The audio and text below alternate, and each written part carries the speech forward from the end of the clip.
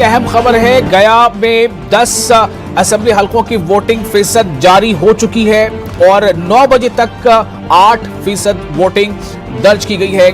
गया में 10 असेंबली हलकों की वोटिंग फीसद जारी हुई है। 9 बजे तक का ये डेटा है और ये फीसद सामने है। इससे ये अंदाजा हो सकता है कि गया में कम से कम जो लोगों की तादाद है वो ठीक ठाक है जो बूथों तक पहुंच रही है। तो ये 9 बजे तक 8% वोटिंग दर्ज की गई है। 9 बजे तक का मतलब है कि पहले शुरुआती 2 घंटों का ये फीसद है।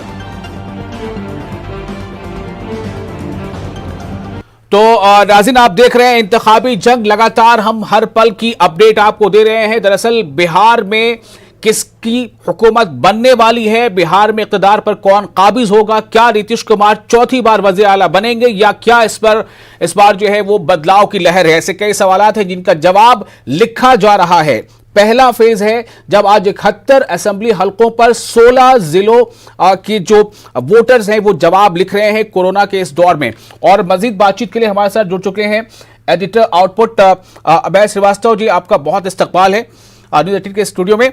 और उपाध्याय जी, माफ कीजिएगा, मेरा आप सवाल सबसे अहम यहां पर यह है कि एक तो ये कोरोना का ये पीरियड है और इस कोरोना के पीरियड में लगातार कुछ हलकों से हमने देखा कि वहाँ पर तमाम वो इंतजामात हैं जो वोटर पहुँच रहे हैं। उन्हें सैनिटाइज़र का इस्तेमाल करना हो रहा है, मास्क लगा रहे हैं, वो ग्लव्स भी दिए जा रहे हैं। लेकिन कई जगहों से ऐसी शिकायतें आई हैं कि कोई ऐसा इंतज़ाम नहीं है। तो इसको कैसे देखा जाए, चूंकि ये पहली रियासत है बिहार जहाँ पर कोरोना के दौर में वोटिंग हो रही है, मुकम्मल इंतखाब हो रहे हैं वहाँ। देखिए, जो कोरोना की बात आप उठा रहे हैं, अब चूंकि ये निर्वाचन आयोग का मामला है, इलेक्शन कमीशन ने कई सारे एहतियात के लिए जो ज़रूरी कदम हैं उसके बारे में भी लोगों को बताया था। लेकिन इससे ज़्यादा अहम ये देखना है कि जो चुनावी सभाएं हुई हैं वहाँ पर, वहाँ कितने सारे लोग इकट्ठा हुए, क्या वहाँ कोरोना को लेकर किसी तरीके की अवेयरनेस देखने को मिली। इनफैक्ट जब बात उठी थी कि इस कोरोना पीरियड में इंतखाबात करवाए जाएं या नहीं करवाए जाएं, उसी समय ये मुद्दा उठा था कि जब वहाँ पर जो बड़े बड़े नेता हैं वो पहुँचेंगे, लोगों से मिलने जुलने का जो उनका प्रोग्राम है वो चलेगा, वहाँ पर जो एहतियात हमें उठाने एहतियात जो सुझाए गए हैं उसको लेकर लोग कितने उसको लेकर जागरूक हैं। ये तो बहुत ही छोटा सा उदाहरण है। लोग वोटिंग करने पहुँचेंगे तो वहाँ पर क्यूज बना दी गई हैं, उसमें सोशल डिस्टेंसिंग के लिए वहाँ पर जो है कदम उठाए गए हैं और सैनिटाइजर रखे गए हैं। तो ज़्यादा अहम ये नहीं है, ज़्यादा अहम वो बात थी कि जिस तरीके से लोगों के सभाओं में लोग उमड़े, तेजस्वी जहां पर जाते थे आपने देखा बहुत बड़ी तादाद में लोग वहां पर पहुंचे। उस हुजूम में कोरोना के आउटब्रेक का खतरा था। अगर जो कुछ भी था तो बहस और मुबाहिसे की बात वहां पर थी। अब जो मामला सिर्फ ये है कि अब तो बहुत ही ऑर्गेनाइज है, अब देखना ये है कि इस माहौल में लोग कितना परसेंटेज वोटिंग करने पहुंचते हैं। तो ये ज्यादा अहम है बात।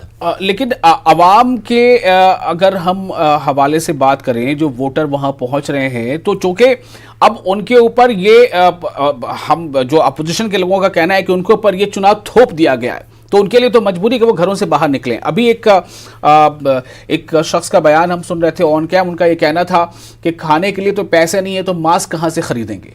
तो सवाल जी इसको दो जो पार्ट में आपको डिवाइड करके बताता हूं। जो आपने पहले कहा कि विपक्ष ने कहा कि चुनाव उनके ऊपर थोप दिया गया है और ऐसे में मजबूरी है लोगों की कि अगर वो जाएं और वोट कास्ट ना करें तो करें क्या।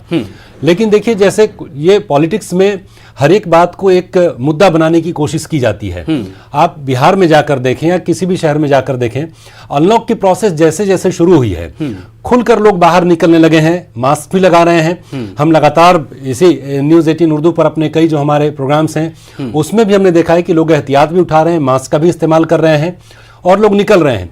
पॉलिटिकल पार्टी का जो वर्जन है उससे अगर आप निकल कर बाहर देखते हैं, आप बिहार के ही आप अलग अलग दिगर मार्केट्स में जाकर देखें आप, तो लोगों की तादाद खासी बाहर निकल रही है, घरों से मार्केट में जा रही है, इकोनॉमिक एक्टिविटीज़ भी बढ़ रही हैं। कल ही एक सर्वे आया था, जो ये पिछला जो महीना गया, दशहरे का महीना था, इसमें आपने देखा होगा ऑटो सेक्टर्स ने पिछले साल के मुकाबले 2019 के मुकाबले सारे रिकॉर्ड ब्रेक कर दिए।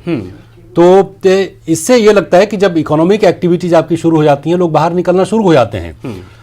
जैसा मैंने पहले कहा, कि उन्हीं उसी विपक्ष के जो नेता हैं और उनकी जनसभाओं में जब बहुत सारे लोग उमड़ कर सामने आए तो उन्होंने कभी किसी से ये नहीं कहा कि आप सोशल डिस्टेंसिंग मेंटेन करना है, आप दूर रहें।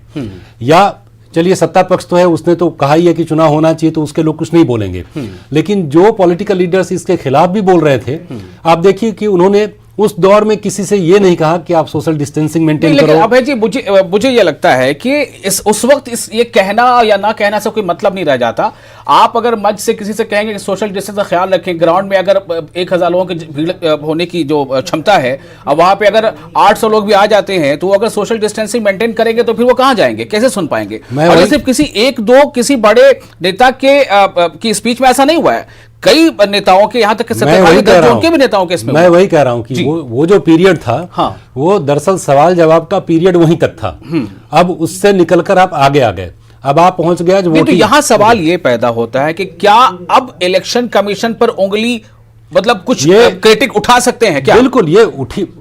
मैंने पहले ही कहा आपसे कि उंगली उसी वक्त उठी थी जब उन्होंने इस इंतखाबात का ऐलान किया था कि हम इसमें जाने वाले हैं, और ऐलान उस वक्त हुआ था जब ये भी नहीं समझा जा सका था कि क्या हमारे यहाँ पीक पीरियड ये कोरोना का आ गया। ये तो काफी बाद, उसके भी पिछले 10 दिन पहले ये बात उठी है कि शायद हमारे यहाँ सितंबर में ही कोरोना का पीक आ गया। आप ये देखिए, दिल्ली में कल जो है, अभी हालिया दिनों का सबसे ज्यादा केसेस आया है, 4300 को ज्यादा केसेस 24 घंटे का दिल्ली का। मतलब कोरोना का वो जो वेव है वो हाई टाइड में भी जा रहा है, लो भी हो रहा है। बहरहाल आपकी ये बात सही कही कि ये सवाल तो बहुत बड़ा बन ही चुका, इलेक्शन कमीशन के फैसले पर उंगली उठ भी चुकी, लेकिन अब चूंकि ये पहला मरहला हो चुका है, अब आइए चुनाव पे आते हैं। आज एक खास बात ये देखी जा रही है कि जेडीयू जो है वो उसने 35 सीटों पर अपने उम्मीदवार खड़े किए, और इन तमाम 35 सीटों पर एलजेपी ने भी अपने उम्मीदवार खड़े किए। तो ये आखिर किस तरह की स्ट्रैटेजी है अभय जी, मैं आपको समझना चाहूंगा, क्योंकि एक सियासी गलियारों में ये खबर मतलब लोगों की जुबान पर है, ये बातें हैं कि बीजेपी की कोई स्ट्रैटेजी है कि एलजेपी को अलग करा के जेडीयू को का कद छोटा करना। दूसरी तरफ ये कहा जा रहा है कि एलजेपी जो है वो कुछ पोस्ट पोल वाले सिनेरियो में चाहती है कि हम किंग मेकर का रोल निभाएं। इसे कैसे देखेंगे आप, चूंकि सीधी टक्कर कम से कम 15 सीटों पर जेडीयू को है, जहां पर एलजेपी एक चैलेंज बना हुआ है फर्स्ट फेज में। जाहिर तौर पर आप देखें कि यही एक इत्तेहाद है। जब कैंपेनिंग शुरू हुई थी और जो पहला स्टेप था, वहीं पर यह लगा कि इनके बीच में एक डिस्कॉर्डेंट नोट भी है। बीजेपी और जेडीयू काफी दिनों से एक साथ हैं, लेकिन 2015 में भी आपने देखा ये वही अटेम्प्ट था। जेडीयू से बीजेपी ने अपने आप को अलग किया था, वोट परसेंटेज के लिहाज से भी उसको फायदा हुआ था, लेकिन सरकार नहीं बना पाए थे। इस वक्त भी यही हुआ है कि जब पहली, आपको याद होगी, जो पब्लिक मीटिंग इनकी हुई थी, स्टेज पर नीतीश कुमार काफी देर से आए थे, और उसमें यह भी बात कही जा रही थी कि शायद उनको इस बात से वो नाराज थे कि जिस तरीके से चिराग पासवान को आगे बढ़ाया जा रहा है, या बीजेपी की तरफ से जो स्टेटमेंट्स आ रहे थे। तो ये बताया गया, अंदर खाने से ये खबर निकल कर आई थी कि ये नीतीश कुमार चाहते थे कि उनके स्टेज पर जाने के पहले ऐलान हो जाए कि एनडीए के जो सीएम कैंडिडेट हैं वो नीतीश कुमार ही रहेंगे।